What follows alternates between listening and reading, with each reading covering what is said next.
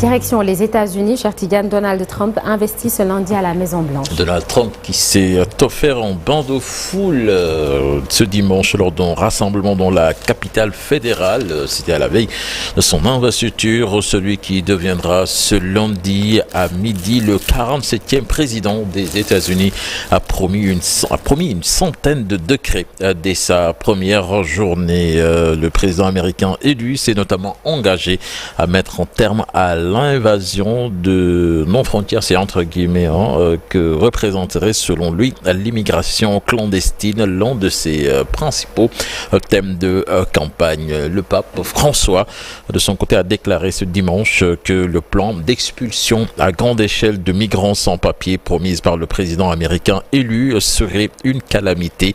Si c'est vrai, ce sera donc une calamité car cela ferait payer de pauvres malheureux qui n'ont rien, a déclaré le pape lors d'un entretien à la télévision italienne.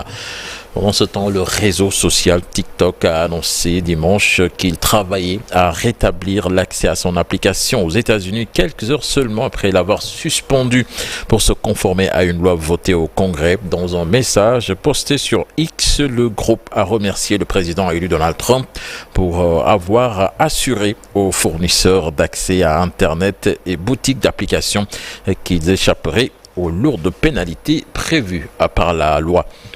Direction le Burkina Faso à présent, alors que les recherches se poursuivent pour retrouver les 4 camionneurs marocains portés disparus depuis samedi 18 janvier. Une source sécuritaire affirme qu'ils ont été enlevés par un groupe armé pas encore identifié. Ces conducteurs se trouvaient dans le nord-est du pays sur la route de Doré, reliant le Burkina Faso et son voisin du Niger. Justement, le Niger avec le journaliste Seyni Amadou, toujours en garde à vue.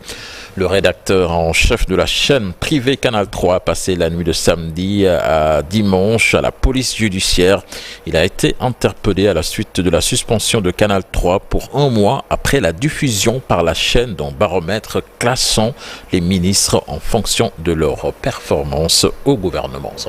Retrouvez l'actualité internationale dans une vingtaine de minutes. Et puis dans la seconde partie de l'émission, comme tous les lundis, la chronique judiciaire avec El Hadj Daouda, affaire Farba Ngom. Quelle suite à la procédure du parquet financier?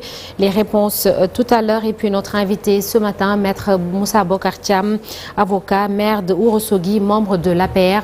Et il sera avec nous aux alentours de 8h45 comme tous les matins. Avant tout cela, la une des journaux parue ce lundi 20 janvier 2025.